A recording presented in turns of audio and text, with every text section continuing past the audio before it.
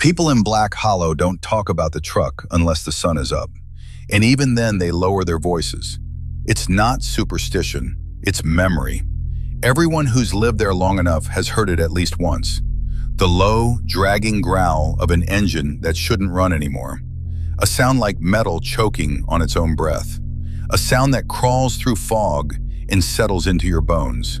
They call it the demon truck. No plates, no headlights, no driver. And if it ever stops outside your house, it means someone inside is already dead. Black Hollow is one of those towns you don't pass through by accident. You have to want to be there, or be running from something. It sits between two dead highways, stitched together by a single stretch of cracked asphalt called Morrow Road. Morrow Road doesn't appear on modern maps. It used to. Locals say the road curves differently at night, that it grows longer, that if you drive it after midnight, the radio will lose signal, the air will go cold, and your headlights will start picking up things standing too close to the trees. Things that don't move when you see them. I came to Black Hollow because of a box. A cardboard box, water damaged, filled with police reports, cassette tapes, and handwritten letters. It had been mailed to me anonymously, no return address. Inside, taped to the lid, was a single note. If you want the truth about the truck, come before it comes for you. At the time, I thought it was a prank. I don't think that anymore. The earliest record of the demon truck dates back to December 1979. Back then, it wasn't a legend. It was just an accident. A truck driver named Caleb Morrow, yes, that Morrow, hauled scrap metal through the hills. He was known for working long hours, drinking hard and taking shortcuts through unmarked back roads. On the night of December 17th, he never made it home. According to the police report, witnesses heard a crash near the old quarry. When authorities arrived, they found tire tracks leading straight into the pit, but no truck, no body, no debris. The case was marked unsolved and quietly buried. 3 nights later, a truck matching Caleb Morrow's rig was seen idling at the edge of town. That's when the deaths began. The first victim was Eleanor Price, age 62. She lived alone near Morrow Road and called the sheriff just before midnight. Her voice on the recording is calm at first. "There's a truck outside my house. It's been running for 10 minutes. I think the driver's asleep." Then her breathing changes. "Sheriff, there's no one inside. The door just opened by itself." The call ends with a sound investigators couldn't identify at the time. A wet, tearing noise layered under a deep mechanical rumble. When deputies arrived, Eleanor was gone. Her front door stood open. In the driveway were fresh tire marks, still warm, leading nowhere. No truck, no Eleanor, only the smell of burned oil and something darker underneath it. Something like rot. Descriptions of the demon truck are inconsistent, but the details that matter never change. It's always old, older than it should be. The paint is either black or so rusted it appears black. The grille is bent inward, like a mouth clenched in pain. The windshield is dark, not reflective, absorbing light rather than bouncing it back. And the cab. Everyone mentions the cab. Those who get close enough say the seats look torn, not by age, but by something with strength and intent, like claws raked through vinyl and steel. Some swear they see handprints on the inside of the glass, pressed outward, as if someone or something was trying to escape. By the mid-1980s, Black Hollow had learned the rules. No one remembers who figured them out first. They were passed down like survival tips. 1. You hear the engine, don't look outside. 2. If you see the truck, don't approach it. 3.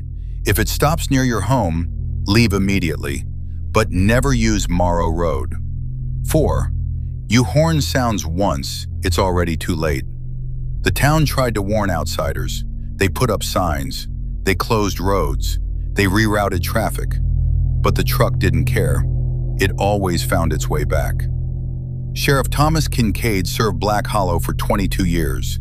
He was the last lawman who tried to fight the truck. In 1994, after 3 disappearances in 1 week, Kincaid organized a roadblock on Morrow Road. State troopers, floodlights, spike strips.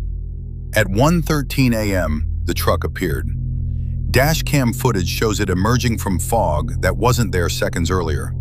The engine sound distorts the audio, warping it into something almost vocal. The spike strips did nothing. The truck rolled over them without slowing. And then, this part is important, it stopped, right in front of Sheriff Kincaid.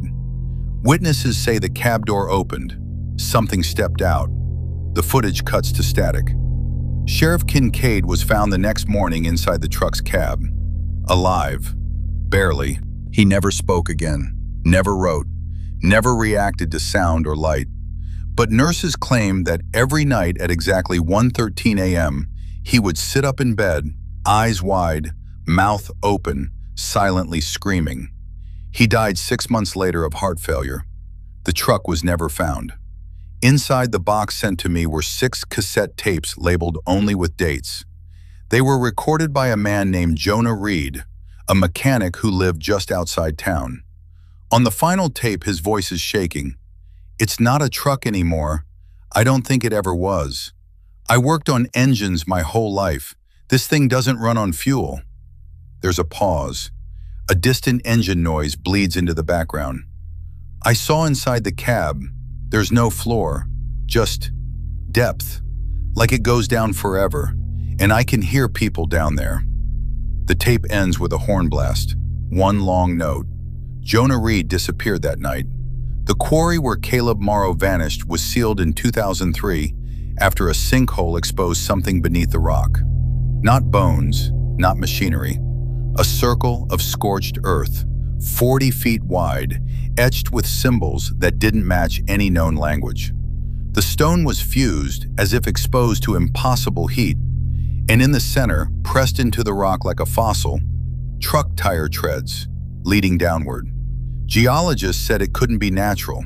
The town council ordered it filled with concrete within a week, but the truck still drives.